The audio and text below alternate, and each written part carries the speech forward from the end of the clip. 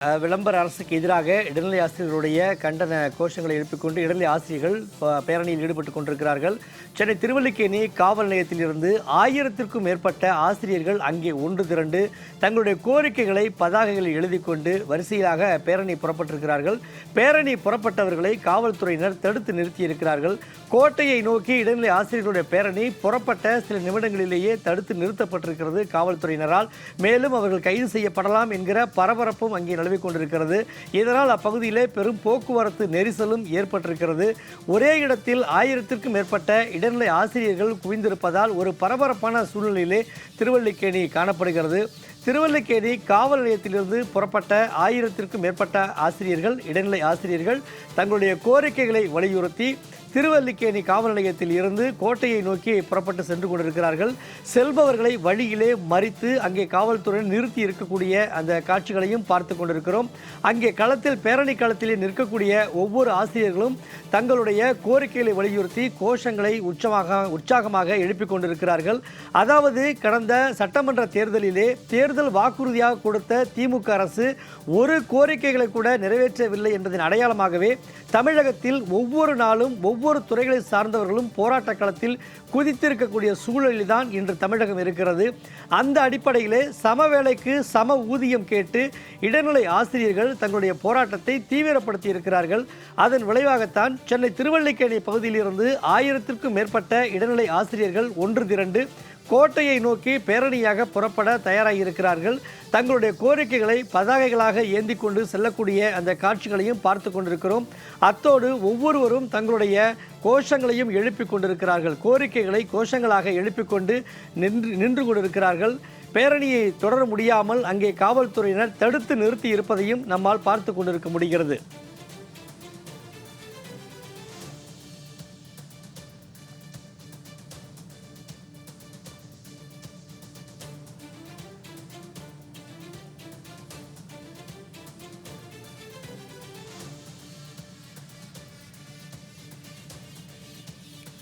சம வேலைக்கு சம ஊதியம் கேட்டு கோட்டையை நோக்கி இடைநிலை ஆசிரியர்களுடைய பேரணி தொடங்கி இருக்கிறது. சென்னை திருவல்லிக்கேணி காவல் நிலையத்திலிருந்து 1000க்கும் மேற்பட்ட இடைநிலை ஆசிரியர்கள் அங்கே பேரணியாக சென்று கோட்டையை நோக்கி முற்றுகையிட சென்றவர்கள் வழியிலே தடுத்து நிறுத்தப்பட்டிருக்கிறார்கள்.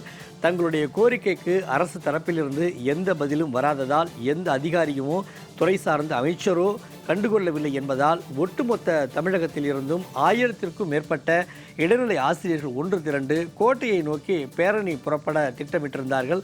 அந்த அடிப்படையிலே சென்னை திருவல்லிக்கேணி காவல் நிலையத்தில் அங்கே ஒன்று திரண்டு தங்களுடைய கோரிக்கைகளை பதாகைகளில் ஏந்தியும் கோஷங்களாக முழங்கியவாறும் அங்கிருந்து பேரணி புறப்பட தயாரானவர்களை காவல்துறையினர் தடுத்து நிறுத்தி இருக்கிறார்கள். கோட்டையை நோக்கி செல்ல விடாமல் தடுத்திருக்கிறார்கள். முக்கியத்துவம் வாய்ந்த அந்த பகுதியிலே ஆசிரியர்கள் 1000க்கும் மேற்பட்டவர்கள் ஒரே இடத்தில் ஒன்று திரண்டதால் போக்குவரத்து பெருமளவில் பாதிக்கப்பட்டிருக்கிறது. அது மட்டுமல்ல, அங்கே போராட்ட களத்தில் ஈடுபட்டு கொண்டிருக்கக்கூடிய இடைநிலை ஆசிரியர்களை கைது செய்வதற்கான நடவடிக்கைகளை காவல்துறை மேற்கொண்டிருப்பதால் அங்கே பரபரப்பு நிலவுகிறது. 1000க்கும் மேற்பட்ட இடைநிலை ஆசிரியர்கள் ஒரே இடத்தில் ஒன்று திரண்டதால் திருவல்லிக்கேணி பகுதியிலே பரபரப்பாக காணப்படுகிறது. தங்களுடைய கோரிக்கைகளை வலியுறுத்தி பல நாட்களாக அறவழியில் போராடி அமைதி வழியில் போராடியும் கூட எந்த பதிலும் கிடைக்காததால் தற்பொழுது கோட்டையை நோக்கி முதலமைச்சரை சந்தித்து தங்களுடைய கருத்துக்களை சொல்வதற்காக அறவழியில் பேரணி புறப்பட்டிருக்கும் இடைநிலை ஆசிரியர்களை வழி மறித்து காவல்துறையினர் தடுத்து நிறுத்தியிருக்கிறார்கள். இதனால் அப்பகுதியில் பெரும் திரளாக காணப்படுகிறது. 2 பகுதியிலும் செல்ல வேண்டிய போக்குவரத்து வாகனங்களுக்கு ஒரு பகுதியிலே மட்டும் செல்லக்கூடிய ஒரு காட்சிகளையும் நம்மால் பார்க்க முடிகிறது. 1000க்கும் மேற்பட்ட இடைநிலை ஆசிரியர்கள் ஒரே இடத்தில் குவிந்துள்ளதால் பெரும் பரபரப்பாக இருக்கிறது அப்பகுதி. ஆசிரியர்களுடைய போராட்டத்திற்கு ஒரு முற்றுப்புள்ளி வைக்க வேண்டுமானால் அரசு தரப்பிலிருந்து ஒரு பேச்சுவார்த்தைக்கு வந்திருக்கலாம். எந்த முகாந்திரமும் இல்லாததால் தற்பொழுது கோட்டையை நோக்கி பேரணியாக செல்ல வேண்டிய சூழல் ஏற்பட்டிருப்பதாக ஆசிரியர்கள் தரப்பிலே தெரிவித்துக் கொண்டு அங்கே 1000க்கும் மேற்பட்டவர்கள் ஒரே இடத்திலே திரண்டு நின்று பேரணியாக சென்றவர்களை காவல்துறையினர் தடுத்து நிறுத்தியிருக்கிறார்கள். ஒரே இடத்தில் நின்று கொண்டு தங்களுடைய கோஷங்களை எழுப்பிக் கொண்டிருக்கக்கூடிய அந்த காட்சிகளையும் தற்பொழுது நாம் நேரலையில் பார்த்து கொண்டிருக்கிறோம். இது தொடர்பான கூடுதல் விவரங்களை தெரிவிக்கிறார் நமது செய்தியாளர் நித்யானந்தம். சமவேளைக்கு சம ஊதியம் கேட்டு ஆசிரியருடைய போராட்டம், இடைநிலை ஆசிரியருடைய போராட்டம் அடுத்த கட்டத்தை நோக்கி நகர்ந்திருக்கிறது. அதாவது 1000க்கும் மேற்பட்ட ஆசிரியர்கள் ஒன்று திரண்டு அங்கே கோட்டையை நோக்கி பேரணி புறப்பட்டவர்கள் வழியிலே தடுத்து நிறுத்தப்பட்டிருக்கிறார்கள். கூடுதல் விவரங்களை பதிவிடுங்க.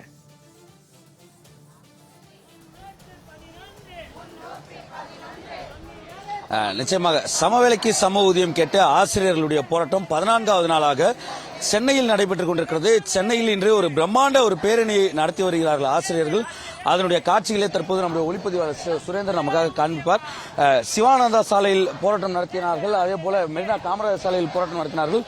இன்று கிட்டத்தட்ட மிக முக்கியமாக சென்னை ஓமந்தூரார் மருத்துவமனையிலிருந்து மெரினா கடற்கரை செல்லக்கூடிய இந்த சாலையில் அவர்களுடைய போராட்டம் என்பது, இந்த பேரணி என்பது நடைபெற்றுக் கொண்டிருக்கிறது.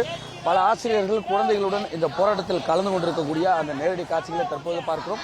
அதே போல மெரினா கடற்கரை சாலையை நோக்கி அங்கிருந்து கோட்டை நோக்கி அவர்களுடைய பேரணி என்பது செல்வதற்காக திட்டமிட்டு தற்பொழுது ஆசிரியர்களுடைய போராட்டம் என்பது நடைபெற்றுக் கொண்டிருக்கிறது. இவர்கள் கேட்பதெல்லாம் சமவேளைக்கு சம ஊதியம் என்ற அந்த ஒற்றை கோரிக்கையை முன்வைத்து அவருடைய போராட்டம் என்பது நடைபெற்றுக் கொண்டிருக்கக்கூடிய ஒரு சூழலில் தொடர்ச்சியாக அவருடைய கோரிக்கை என்பது மற்ற ஆசிரியர்களுக்கு இணையாக எங்களுக்கும் ஊதியம் வழங்கப்பட வேண்டும், இந்த சமவேளைக்கு சம ஊதியம் தான் எங்களுடைய கோரிக்கை என்பது அவருடைய மிக முக்கியமான கோரிக்கையாக இருக்கிறது. இந்த நேரத்தில் நம்மிடையே பேசுவதற்கு ஆசிரியர் இணையரார் கேட்கலாம்.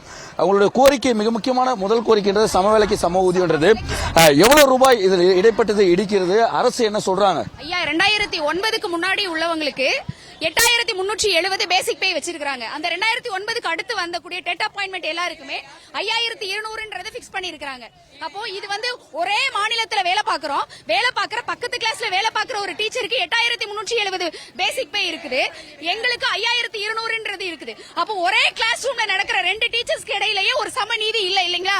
அந்த விஷயத்துக்காக தான் நாங்க போராடிட்டு இருக்கோம். 15 நாளா போராடிட்டு இருக்கோம். எங்க குழந்தைங்களை மனசுல வச்சுதான் விடுமுறை நாட்கள்ல ஒவ்வொரு நாள் நான் போராடணும். ஆனா இந்த அரசு எங்களை பள்ளியை விட்டுட்டு வந்து போராடுற அளவுக்கு ஒரு இதை கொடுத்துட்டாங்க. கண்டிப்பா முதல்வர் ஐயா வந்து 2018 டைம்ல வந்து கையை பிடிச்சு வந்து சொன்னாங்க, கண்டிப்பா உங்களுடைய கோரிக்கை நிறைவேற்றப்படும். தேர்தல் அறிக்கை 311 சொன்னாங்க. அந்த தேர்தல் அறிக்கை என்னாச்சு? இன்னைக்கு நாங்க எங்க குழந்தைகளை விட்டுட்டு வந்து நாங்க இங்க கஷ்டப்பட்டு இருக்கோம். எங்களுக்கான தீர்வு இன்னைக்கே எங்களுக்கு கிடைச்சாகணும். கண்டிப்பா முதல்வர் ஐயா வந்து எங்களை பேசணும். பள்ளிக்கல்வித்துறை அமைச்சரை பொறுத்தவரை ஆசிரியர்கள்லாம் பள்ளிக்கு போங்க, பள்ளி முடிந்ததுக்கு பிறகாக ஒரு அரை மணி நேரம் வெளியே வேணா போராட்டம் நடத்தீங்கன்னா சொல்றாரு. அதை எப்படி பாக்குறீங்க சார்? பண்ண முடியும்? 16 ஆண்டுகளாக 5 மணிக்கு மேல போய் பண்ண முடியுங்களா? ஒரு நாள் 2 நாள் இல்ல, 16 ஆண்டுகால போராட்டம். அந்த 16 ஆண்டுகால போராட்டத்துக்கான தீர்வுகள் அவரு பள்ளிக்கல்வித்துறை அமைச்சர் சொல்லும் போதே இந்த பே கமிஷன்ல இந்த சமவேளைக்கு சம ஊதிய ஆசிரியர்கள் வந்து அடிபட்டு இருக்காங்கன்னு சொல்றாங்க. அந்த விஷயம் எல்லா விஷயங்களும் அவங்களுக்கு தெரியுது. தெரிஞ்சும் எதுக்காக ஒரு பள்ளிக்கல்வித்துறை அமைச்சர் வந்து ஒரு முன்னெடுப்பு செய்யல? எங்க குடும்பம் சொல்றாங்க, குடும்பத்தில் உள்ள ஒவ்வொரு ஆசிரியர்களுக்கும் தேவையான ஒரு நிவர்த்தியை ஏன் அவங்க பண்ணி தரல? கண்டிப்பா அவங்க பண்ணி கொடுக்கிற வரைக்கும் எங்களுடைய போராட்டம் தொடரும். இந்த நேரத்தில் முதலமைச்சருக்கு குறிப்பா என்ன சொல்ல விரும்புறீங்க? குழந்தைகளோட பல ஆசிரியர்கள் இந்த பேரணியில் கலந்து கொள்வதை பார்க்க முடியுது. முதலமைச்சருக்கு இந்த நேரத்தில் என்ன கோரிக்கை வைக்கிறீங்க? நீங்க தேர்தல் நேரம் என்பதால மட்டும்தான் இந்த போராட்டத்தை முன்னெடுக்கிறீங்க அப்படின்ற ஒரு குற்றச்சாட்டும் இருக்கு, எப்படி பாக்குறீங்க? கண்டிப்பா இல்லைங்க சார். 16 ஆண்டுகளாக நடந்துட்டு இருக்கு இந்த போராட்டம். ஒவ்வொரு வாட்டியும் விடுமுறை நாட்கள் எங்க மொத்தமே சென்னையில தான் இருக்குது. எங்களுடைய விடுமுறை நாட்களை அத்தனையுமே சென்னையில தான் நாங்க கழிக்கிறோம் இல்லையா? அது முதல்வருக்கு தெரியும். 4.5 ஆண்டுகளும் வந்து போராடிட்டு இருக்கோம். இன்னைக்கு நேத்து போராடல, 4.5 ஆண்டுகள் அவங்க ஆட்சிக்கு வந்து 4.5 ஆண்டுகள் போராடிட்டு இருக்கோம். அதனால இது தேர்தலுக்காக மட்டும் இல்ல, எங்களோட உரிமையை நாங்க கேட்கிறோம். கண்டிப்பா சிஎம் சார் இதை நம்பிதான் எல்லா ஆசிரியர்களும் வாக்களிச்சோம் இல்லைங்களா? கண்டிப்பா எங்களுக்கான தேவைகள் வந்து அவங்க நிறைவேற்றியே ஆகணும். அவங்க நிறைவேற்றாம இந்த சென்னையை விட்டு நகர மாட்டோம். நாம் பார்த்திருக்கலாம், ஆசிரியர்களுடைய போராட்டம் என்பது சென்னையில் தீவிரமடைந்திருக்கிறது. ஒருபுறம் தூய்மை பணியாளர்களுடைய போராட்டம், மறுபுறத்தில் ஆசிரியர்களுடைய போராட்டம், மறுபுறத்தில் இடைநிலை ஆசிரியர்களுடைய போராட்டம் என சென்னை மாநகர் என்பது போராட்ட களமாகவே மாறி இருக்கிறது. ஆகவே சென்னையை பொறுத்தவரை தமிழ்நாடு அரசு உடனடியாக நடவடிக்கை எடுக்க வேண்டும். தமிழக அரசு இந்த நடவடிக்கை எடுக்க தாமதிப்பதன் ஒவ்வொரு நாளும் போராட்டத்துடைய வடிவமும் போராட்டத்துடைய வீரியமும் அதிகரித்துக் கொண்டே இருக்கிறது என்பதுதான் இந்த ஆசிரியர்களுக்கு கூறக்கூடிய கருத்தாக இருக்கிறது.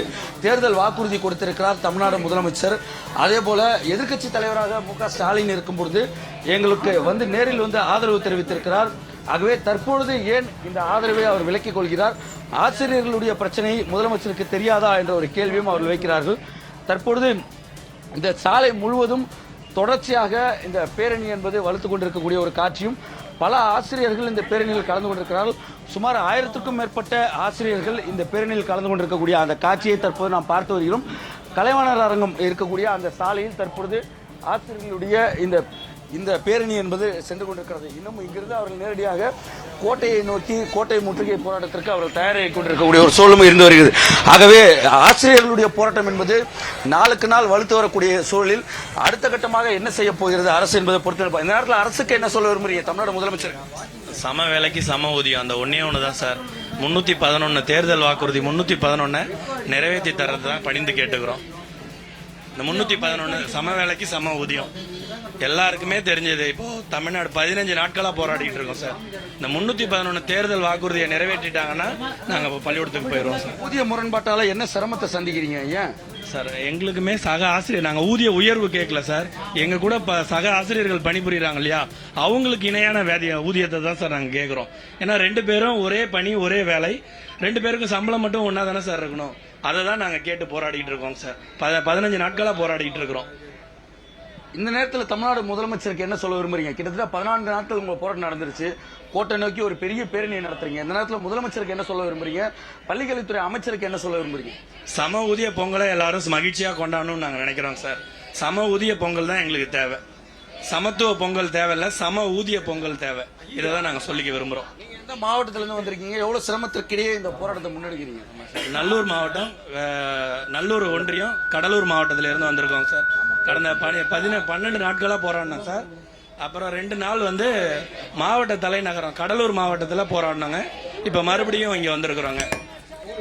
பார்த்திருக்கலாம், தொடர்ச்சியாக இந்த பேரணி என்பது கலைவாணர் அரங்கத்தையும் தாண்டி எழிலகம் செல்லக்கூடிய அந்த மிக முக்கியமான சந்திப்பிற்கு சென்று கொண்டிருக்கக்கூடிய ஒரு நிலையும் பார்க்க முடிகிறது.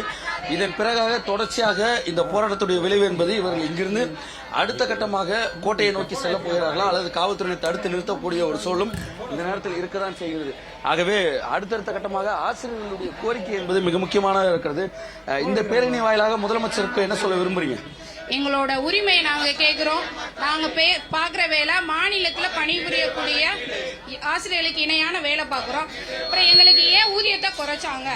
6வது ஊதிய குழுல ஏற்பட்ட குறைபாட்டை நிவர்த்தி செய்யறேன்னு சொல்லி தேர்தல் பரப்புரையில சொன்னாரு. அதை செய்ய சொல்லி நாங்க எல்லாருமே இன்னைக்கு பேரணியா போறோம் சார். எந்த மாவட்டத்தில் வந்திருக்கீங்க? எவ்வளவு சிரமத்திற்கிடையே இந்த போராட்டத்துக்கு வந்திருக்கீங்க நீங்க? நாங்க எங்க குழந்தையும் விட்டுருக்கோம், எங்களை நம்பி இருக்க பள்ளிக்கூடத்துல இருக்க குழந்தைங்களையும் விட்டுட்டு மதுரை மாவட்டத்தில இருந்து நாங்க வந்திருக்கோம் சார். பள்ளிக்கல்வித்துறை அமைச்சரை பொறுத்தவரை மாலை நேரங்கள்ல போராட்டம் நடத்துங்க, பள்ளி ஆசிரியர்கள் பள்ளிக்கு போங்கன்னு சொல்றாரு. அதை ஏத்துக்க தயாரா இருக்கீங்களா? இல்ல சார், அதை நாங்க வன்மையா எதிர்க்கிறோம். அது எப்படி நாங்க 16 ஆண்டு காலமா போராடி கொடுக்காத ஒரு இதை 1/2 மணி நேரம் ஒரு ஸ்கூலுக்கு ஒரு டீச்சர் 2 டீச்சர் இருக்கும்.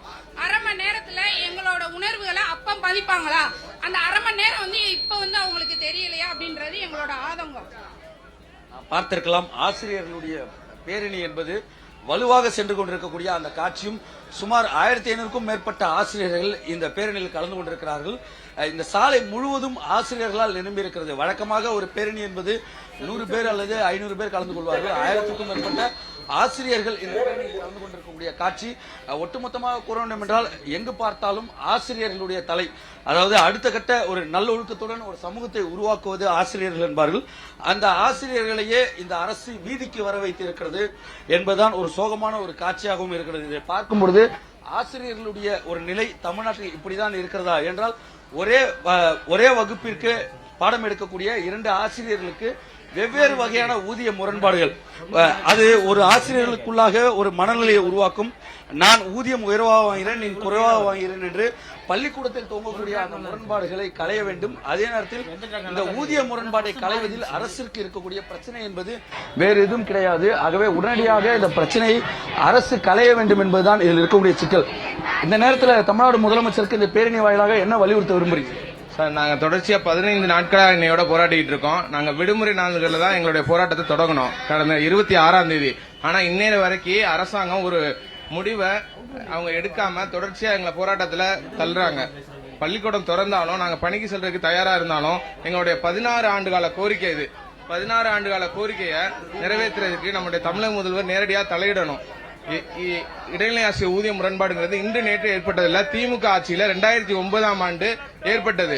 அவங்கனால ஏற்பட்ட இந்த ஊதிய முரண்பாட்டை அவங்க தான் களைவோம்னு தமிழக முதல்வர் களத்துக்கே நேரடியா வந்து அவர் எங்க கையை பிடிச்சி 2018ஆம் ஆண்டு நடைபெற்ற அந்த போராட்டத்துல அவர் சொல்லியிருக்காரு. ஆனா இந்நேர வரைக்கும் அந்த கோரிக்கை கிடப்பிலே தான் இருக்கு. விரைவில் செய்யறோம். நிச்சயமா ஆசிரியர்கள் எங்களுடைய குடும்ப உறுப்பினர் என்று அமைச்சர் ஒவ்வொரு தடவையும் சொல்றாரு.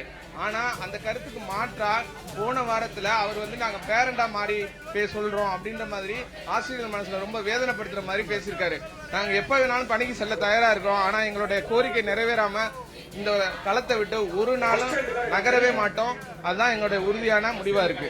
மிக முக்கியமாக ஆசிரியர் கூறியதை பார்த்திருப்போம். ஒவ்வொரு தேர்தலுக்கும் அரசியல் கட்சிகள் தேர்தல் வாக்குறுதி என்பது மிக முக்கியமானது. அந்த வகையில் திமுக கொடுத்த தேர்தல் வாக்குறுதியுடைய புத்தகத்தோடு தான் வந்திருக்கிறார்கள். 2021ஆம் ஆண்டு சட்டமன்ற தேர்தலுக்கு திமுக கொடுத்த அந்த தேர்தல் வாக்குறுதி புத்தகம்.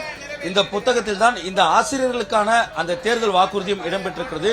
அந்த வகையில் நான் சமவேளைக்கு சம ஊதியம், அதாவது 311வது வாக்குறுதியாக இந்த வாக்குறுதியை திமுக ஆட்சிக்கு வந்தால் உடனடியாக செய்வோம் என்று அந்த வாக்குறுதியை கொடுத்திருக்கிறார்கள். இந்த வாக்குறுதி புத்தகத்தோடு தான் தற்பொழுது ஆசிரியர்கள் இந்த போராட்டத்தில் கலந்து கொண்டிருக்கிறார்கள். என்ன குறிப்பிட்டு கூறப்பட்டிருக்கிறது, என்ன கேட்கிறீங்க அரசு?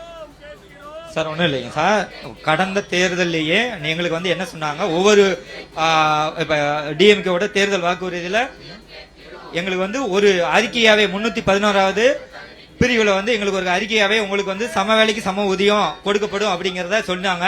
இன்னும் ஏறத்தாழ ஆட்சியோட நிறைவு கட்டத்துக்கு வந்தாச்சு. ஆனா இன்னும் எங்களுக்கு என்ன கிடைக்கல, அதுக்கான ஒரு நியாயமான அரசாணை எது இன்ன வரைக்கும் கிடைக்கப்படல. ஆனா அடுத்த தேர்தலுக்காக அவங்க என்ன செய்யறாங்க, இன்னொரு தேர்தல் அறிக்கைக்காக குழுவை நியமிச்சிருக்காங்க. எங்களுக்கு எப்படி நம்பிக்கை வரும்? எங்களுக்கு மட்டும் இல்ல, உங்களோட இந்த தேர்தல் அறிக்கையின் மீது பொதுமக்களுக்கே ஒரு அவநம்பிக்கை ஏற்படும். ஏன்னா ஏற்கனவே நீங்க கொடுத்த தேர்தல் வாக்குறுதிகள இருக்குது. நாங்க இது பெரும்பாலான ஆசிரியர்களோட வீட்டுல என்ன செய்யறோம், நாங்க வச்சுட்டு தான் பயணிச்சுட்டு இருக்கோம்.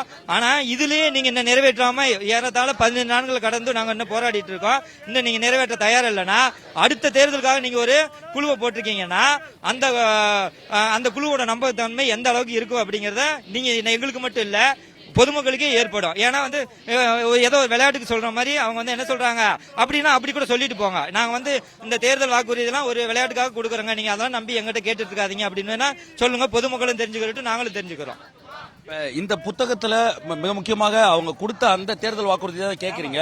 இந்த தேர்தல் வாக்குறுதியை கேட்பதுல இருக்கக்கூடிய அந்த நடைமுறை சிக்கல்கள் என்ன? நடைமுறை சிக்கலும் இல்லைங்க சார். என்னன்னா ஒரு பே கமிஷன் அமைக்கிறாங்கன்னா அந்த பே கமிஷனுக்குள்ள ஒரு நம்ம குறைஞ்சபட்ச ஒரு அடிப்படை ஊதியம் நிர்ணயிக்கிறாங்கன்னா அந்த அடிப்படை ஊதியம் அடுத்த அந்த 10 ஆண்டுகளுக்கு பணி நியமனம் பெறக்கூடிய அனைவருக்கும் அந்த ஊதியம் தான் கிடைக்கப்பெறணும். ஆனா 2009 அந்த மேக்கு முன்னாடி ஒரு அடிப்படை ஊதியமும் அதுக்கு பின்னாடி நியமிக்கப்பட்ட ஒரு 3 பேஜுக்கு என்ன செய்யறாங்க, அந்த அடிப்படை ஊதியத்தை குறைச்சும் நிர்ணயிச்சிருக்காங்க. அதுதான் பிரச்சனையே, அதுதான் எங்களுக்கு பிரச்சனை. அதை தான் நாங்க என்ன செஞ்சுட்டு இருக்கோம். கடந்த காலங்கள்ல நாங்க போராடும் போது எங்களுடைய முதல்வர் என்ன செஞ்சாரு, எங்களுக்கு கண்டிப்பா செஞ்சு தரோம்னு சொன்னாரு. இப்ப அதை நாங்க கேட்கிறோம் சார். பார்த்திருக்கலாம், தொடர்ச்சியாக ஆசிரியர்களுடைய போராட்டம் என்பது வலுத்திருக்கிறது. ஆசிரியர்கள் ஒருபுறம் இங்கே கோஷம் எழுப்புவதும் தேர்தல் வாக்குறுதியுடன் போராட்டம் நடத்துவதும், மற்ற பகுதியில் இருக்கக்கூடிய ஆசிரியர்கள் தரையில் அமர்ந்து போராட்டத்தில் ஈடுபடக்கூடிய அந்த காட்சிகளும் தற்போது நாம் பார்க்கலாம். தொடர்ச்சியாகவே இந்த ஆசிரியர்கள் சாலைக்கு வந்திருப்பது என்பது இந்த ஆட்சியுடைய அவலத்தை காண்பிக்கிறது என்பதுதான் மிக முக்கியமான செய்தியாக இந்த நேரத்தில் இருக்கிறது. ஆகவே ஆசிரியர்கள் சாலையில் அமர்ந்து அடுத்த கட்ட பேரணி செல்ல அனுமதிக்காததால் சாலையில் அமர்ந்து இந்த போராட்டத்தை முன்னெடுக்கிறார்கள். சாலையில் ஒட்டுமொத்தமாக ஆயிரக்கணக்கான ஆசிரியர்கள் சாலையில் அமர்ந்திருக்கக்கூடிய அந்த காட்சிகளை பார்க்கிறோம். இவர்களெல்லாம் இந்த சமூகம் நல்லொழுக்கத்துடன் வளர வேண்டும் என்பதற்காக மாணவர்களை இப்படி அமர வைத்து பாடம் எடுத்த ஆசிரியர்கள் இன்று வீதிக்கு அதாவது சாலைகளில் அமர்ந்து தங்களுடைய உரிமைகளுக்காக குரல் கொடுக்க வேண்டிய ஒரு நிலைக்கு அரசு தள்ளி இருக்கிறது என்பதுதான் மிக முக்கியமாக பார்க்க வேண்டியிருக்கிறது. தொடர்ச்சியாக அந்த கோஷங்களை எழுப்பி வருகிறார். அந்த கோஷங்களையும் தற்பொழுது கேட்கலாம்.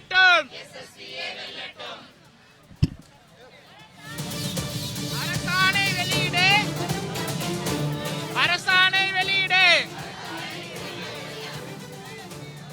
வென்றே தீருவோம், வென்றே தீருவோம். சம வேலைக்கு சம ஊதியம், சம வேலைக்கு சம ஊதியம், வென்றே தீருவோம், வென்றே தீருவோம். அப்பா போன்ற முதல்வரே, அப்பா போன்ற முதல்வரே, அன்பான அமைச்சரே, அப்பா போன்ற முதல்வரே, அன்பான அமைச்சரே, ஊதிய உயர்வு கேட்கல, ஊதிய உயர்வு கேட்கல, உரிய ஊதியம் கேட்கிறோம், உரிய ஊதியம் கேட்கிறோம், ஊதிய உயர்வு கேட்கல, ஊதிய உயர்வு கேட்கல, ஊதியம் கேட்கிறோம், நீங்கள் மறித்த ஊதியம் கேட்கிறோம். அப்பா போன்ற முதல்வரே, அப்பா போன்ற முதல்வரே, அன்பான அமைச்சரே, அன்பான அமைச்சரே, ஊதிய உயர்வு கேட்கல, ஊதிய உயர்வு கேட்கல. நாம் பார்த்திருக்கலாம், தொடர்ச்சியாக ஆசிரியர்கள் அரசிடம் கோரிக்கை வைக்கக்கூடிய அந்த கோஷங்களை எழுப்பிய அந்த காட்சிகளை தற்போது நாம் பார்த்து வந்தோம். தேர்தல் வாக்குறுதி எண் 311 என்னவாயிற்று என்று சமவேளைக்கு சம ஊதியம் கேட்டு தற்பொழுது ஆசிரியர்களுடைய அந்த கோஷ குரல்களும், மறுபுறத்தில் தொடர்ச்சியாக சாலையில் அமர்ந்து ஆசிரியர்கள் போராட்டத்தை நித்யானந்தம், அங்கே பல ஆசிரியர்கள் சொல்றதை கேட்கும்போது ஒரு பெரிய பிரச்சனை 2009, அதாவது தமிழகத்தை பொறுத்த வரைக்கும் பல நீங்காத பிரச்சனைகளுக்கு காரணமாக இருந்ததே திமுக தான் என்பதை உறுதிப்படுத்தப்படுகிறது. அந்த வகையில் பார்த்தோம்னா 2009 போடப்பட்ட அந்த தீர்மானத்தின் அடிப்படையிலே 17வது ஆண்டுல 15ஆம் நாள் களத்துல நாங்க எல்லாரும் உட்கார்ந்துருக்கோம் சார். இந்த கோரிக்கையோட நியாயம் என்னங்கிறது எல்லாருக்குமே தெரியும். அன்னைக்கு 2018ல வெறும் தேர்தல் வாக்குறுதி புத்தகத்துல இடம்பெற்ற அந்த வாக்குறுதியை மட்டும் நம்பி நாங்க இங்க வந்து உட்காரல சார். 2018ல நாங்க போராட்டம் பண்ணும்போது எங்களோட 5வது நாளே எங்களோட போராட்ட களத்துக்கு மதிப்பிற்குரிய முதலமைச்சர் அவர்கள், இன்னைக்கு இருக்கக்கூடிய முதலமைச்சர், அப்போதைக்கு எதிர்க்கட்சி தலைவராக இருந்தாங்க ஸ்டாலின் ஐயா, அன்னைக்கு வருகை தந்து எங்க மாநில தலைமையோட கரங்களை பிடிச்சு, நீங்க பயப்படாம இருங்க, உங்களை வருத்திக்காதீங்க, நீங்க வருத்திக்கிறது எனக்கு வலிக்குது, நீங்க வீட்டுக்கு போங்க, விடியல் ஆட்சி வந்தவுடன் உங்களுக்கான விடியல் கண்டிப்பா கிடைக்கும், சம வேலைக்கு சம ஊதியம் கிடைக்கும், அந்த கையெழுத்தை நான் போடுறேன்னு சொன்னாங்க ஐயா. அதை நாங்க நம்பி அன்னைக்கு நாங்க வந்தோம். ஆனா இன்னைக்கு விடியல் ஆட்சி வந்து 4.5 ஆண்டுகள் ஆகியும் எங்களுக்கு இன்னும் அந்த சம வேலைக்கு சம ஊதிய கோரிக்கை, எங்களுடைய முரண் களையப்படலைங்கிறது ரொம்ப வேதனையா இருக்கு ஐயா. இப்ப ஒரே வருஷத்திலேயே 2009லயே ஜூன் மாசத்துக்கு முன்னாடி வேலைக்கு சேர்ந்தவங்களுக்கு வேற ஊதியம், இதே ஜூன் மாசம் 1ஆம் தேதிக்கு அப்புறம் வேலைக்கு சேர்ந்தவங்களுக்கு வேற ஊதியம். கிட்டத்தட்ட எங்க 2 பேருக்கு இடையில இருக்கக்கூடிய ஊதிய வித்தியாசம் எவ்வளவு தெரியுமா? 12 ஆண்டுகள் ஊதிய உயர்வு வித்தியாசத்துல. அவங்க சம்பளத்தை நாங்க வாங்கணும்னா நாங்க 12 வருஷம் ஆகணும், அதுக்கப்புறம் தான் நாங்க அந்த சம்பளத்தை வாங்க முடியும். அந்த மாதிரி நிலைமையில இருக்கோம்.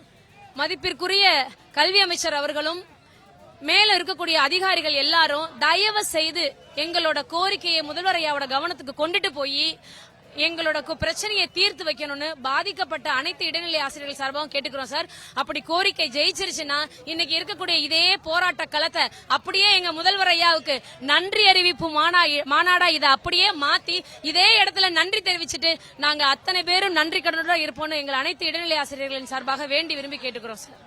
பார்த்திருக்கலாம், அரசு ஊழியர்கள் சாதாரணமாக தெருக்களில் வரவில்லை, ஆசிரியர்கள் சாதாரணமாக தெருக்களுக்கு வரவில்லை, எங்களுடைய உரிமையை கேட்டு வந்திருக்கிறோம்.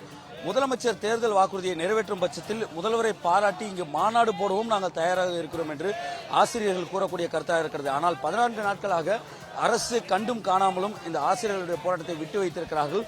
நமக்கு பின்புறத்தில் முழுவதும் ஆசிரியர்கள் சாலையில் அமர்ந்து போராடக்கூடிய ஒரு காட்சியும், மறுபுறத்தில் இந்த சாலை முழுவதும் இருக்கக்கூடிய ஆசிரியர்களாக அமர்ந்து இருக்கக்கூடிய அந்த காட்சிகளையும் தற்பொழுது பார்த்து வருகிறோம். பல்வேறு மாவட்டங்களில் இருக்கக்கூடிய ஆசிரியர்களும் சென்னையை நோக்கி வந்து 14 நாட்களாக இந்த போராட்டத்தை முன்னெடுத்து வருகிறார்கள். இந்த 14 நாட்களில் அரசு எந்த விதமான முடிவையும் எடுக்காமல் இருப்பதும், முறையாக பேச்சுவார்த்தை நடத்தாமல் காலம் கடத்துவதுதான் இந்த போராட்டத்தினுடைய பிரச்சனையுடைய மிக முக்கியமான பிரச்சனையாக இருந்து வருகிறது. ஆக அரசு முறையாக அழைத்து பேச்சுவார்த்தை நடத்த வேண்டும் என்பதுதான் இந்த ஆசிரியர்களுடைய மிக முக்கியமான கோரிக்கையாக இருக்கிறது. நாம் நிற்கக்கூடியது ஒருபுறம், மறுபுறத்தில் பார்க்கக்கூடிய அந்த காட்சியிலும் தற்பொழுது ஆசிரியர்களுடைய போராட்ட களமாக காட்சியளிக்கிறது. வழக்கமாக இந்த பகுதி என்பது பேருந்துகளில் மெரினா கடற்கரையை நோக்கி செல்லக்கூடிய வாகனங்கள் செல்லக்கூடிய சாலை. ஆனால் இந்த சாலை முழுவதும் தற்பொழுது ஆசிரியர்களாக இருக்கிறார்கள். ஆசிரியர்களுடைய போராட்ட களமாக மாறி இருக்கிறது என்பதுதான் மிக முக்கியமாக இருக்கிறது. இனியும் அரசு தாமதிக்காமல் உடனடியாக இவர்களை ஆசிரியர்களை அழைத்து பேச்சுவார்த்தை நடத்த வேண்டும் என்பதுதான் இவர்கள் வைக்கக்கூடிய மிக முக்கியமான கோரிக்கையாகவும் இருக்கிறது. ஆகவே அரசு இன்னமும் மெத்தன போக்கோடு செயல்படக்கூடாது என்பது இவருடைய கோரிக்கை. இந்த நேரத்தில் அரசுக்கு என்ன சொல்ல விரும்புறீங்க உங்களுடைய பள்ளிக்கல்வித்துறை அமைச்சருக்கு? என் பேர் சுஜாதா, அரியலூர் மாவட்டம்.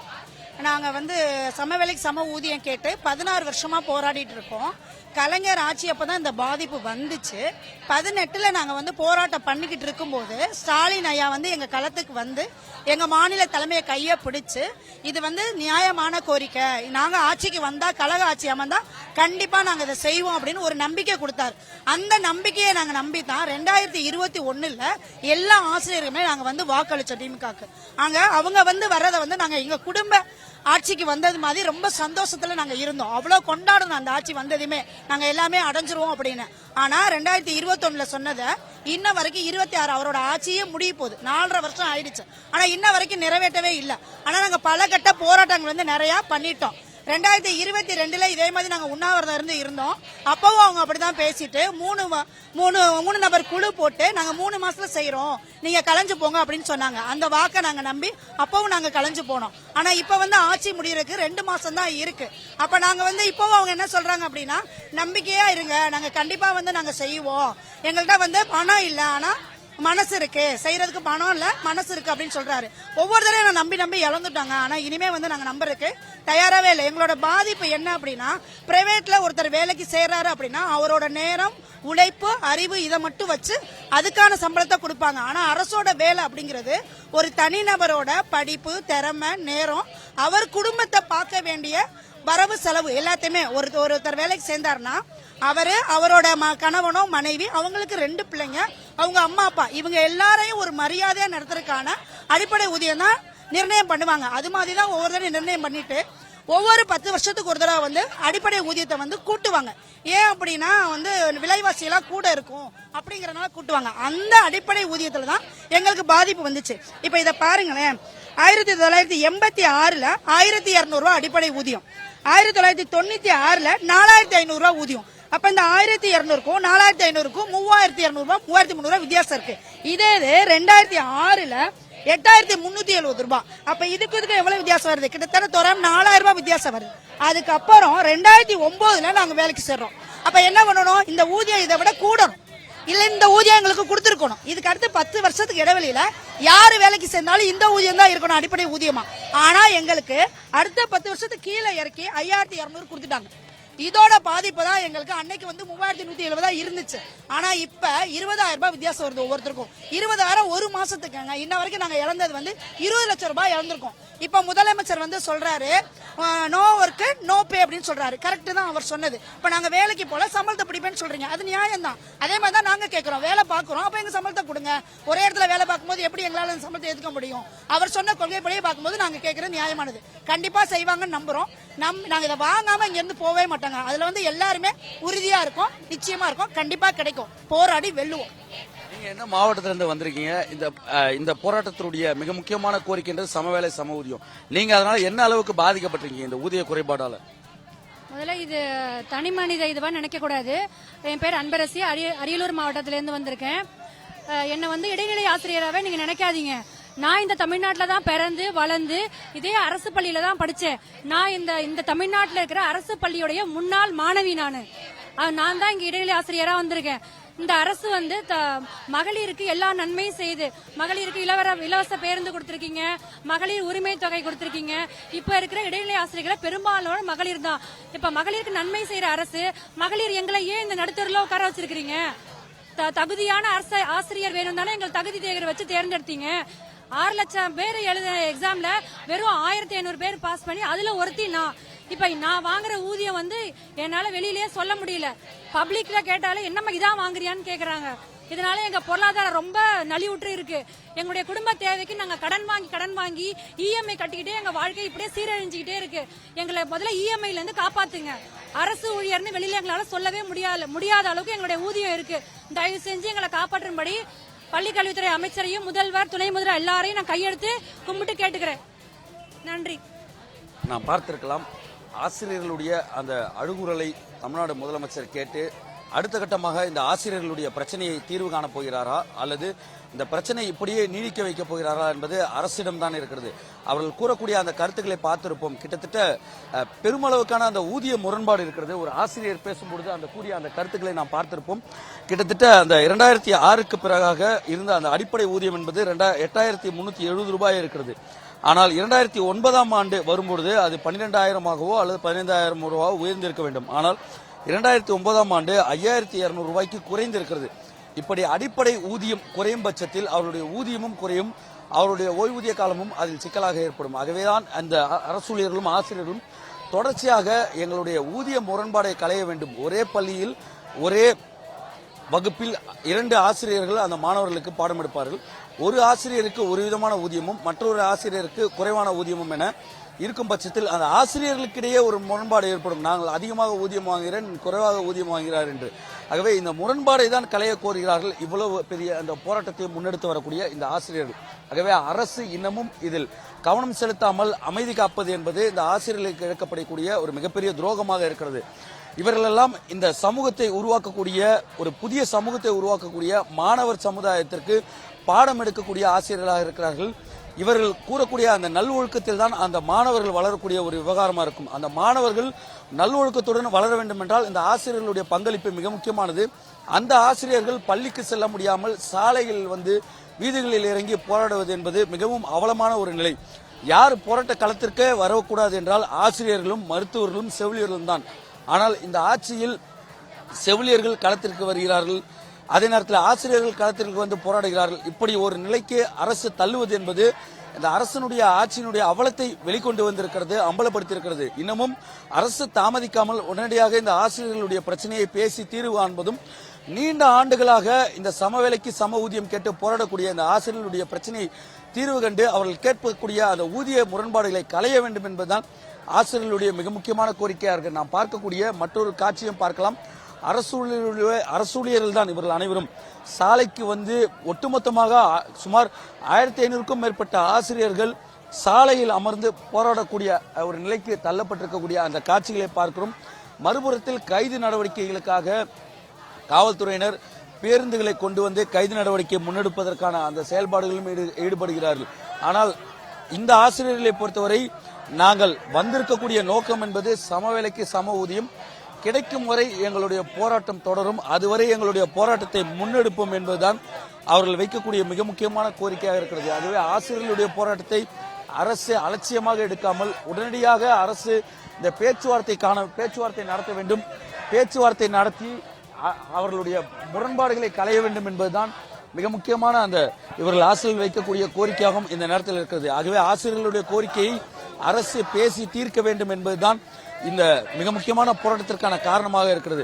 ஆகவே தொடர்ச்சியாக பல்வேறு மாவட்டங்களிலிருந்து தங்களுடைய குழந்தைகளையும் குடும்பங்களையும் விட்டு சென்னைக்கு போராடக்கூடிய இந்த ஆசிரியர்களுடைய நிலையை அரசு உணர வேண்டும். அதே நேரத்தில் தாங்கள் பாடம் எடுக்கக்கூடிய மாணவர்களை விட்டு நாங்கள் சென்னைக்கு சென்னையில் போராட்டத்தை நடத்தி வருகிறோம். ஆகவே அரசு உடனடியாக இந்த பேச்சுவார்த்தையை நடத்த வேண்டும், இந்த ஊதிய முரண்பாடுகளை களைய வேண்டும் என்பதுதான் இவர்கள் வைக்கக்கூடிய மிக முக்கியமான கோரிக்கையாகவும் இந்த நேரத்தில் இருக்கிறது. ஆகவே அரசு அடுத்த கட்டமாக என்ன செய்ய போகிறது, பேச்சுவார்த்தை நடத்த போகிறதா என்பது குறித்தெல்லாம் விரிவாக பேசலாம். இந்த நேரத்தில் முதலமைச்சருக்கு என்ன கோரிக்கை வைக்கிறீங்க சார்? நாங்கள் தொடர்ச்சியா 15 நாட்கள் அங்கே தொண்டை தண்ணி வத்த கத்திக்கிட்டு இருக்கோம் சார். அவர் எங்களுக்கு தேர்தல் அறிக்கையில 311ங்கிற நம்பர்ல சமவேளைக்கு சம ஊதியம் இடைநிலை ஆசிரியர்களுக்கு நாங்கள் வழங்குவோம் அப்படின்னு வாக்குறுதி கொடுத்திருக்காங்க. 5 வருஷம் ஆச்சு தேர்தல் முடிஞ்சு, ஆட்சியே முடிய போகுது. ஆனா 5 வருஷம் ஆகி இந்த கோரிக்கை இன்ன வரைக்கும் நிறைவேற்றல. நாங்க தொடர்ச்சியா போராடிக்கிட்டே இருக்கோம். 3 வருஷத்துக்கு முன்னாடி இதே மாதிரி நாங்க களம் கண்ட போது எங்களுக்கு 3 நபர் தலைமையில ஒரு ஊதிய குழு அமைச்சாங்க. இடைநிலை ஆசிரியர்களுக்கு 2009க்கு பிறகு நியமிக்கப்பட்ட ஆசிரியர்களுக்கு இருக்கக்கூடிய ஊதிய முரண்பாடை களைவதற்காக ஒரு ஊதிய குழு அமைச்சாங்க. அந்த குழு அமைச்சு 3 மாசத்துல அறிக்கை தருவான், 3 மாசத்துல இந்த பிரச்சனை சரி செய்யப்படும் எங்களுக்கு வாக்குறுதி கொடுத்தாங்க. திரும்பவும் வாக்குறுதி கொடுத்தாங்க. ஆனா அந்த வாக்குறுதி காத்துல பறக்கவிடப்பட்டு அந்த வாக்குறுதி கொடுத்து அந்த குழு அமைச்சே 3 வருஷம் ஆச்சு, இன்ன வரைக்கும் நிறைவேற்றல. இது என்ன சார் நியாயம்? நாங்க தொடர்ச்சியா ஒவ்வொரு தடவையும் அந்த குழு கூடி ஒரு கூட்டம் நடத்துறதுக்காகவே நாங்க ஒவ்வொரு போராட்டம் பண்ண வேண்டியது இருக்கு.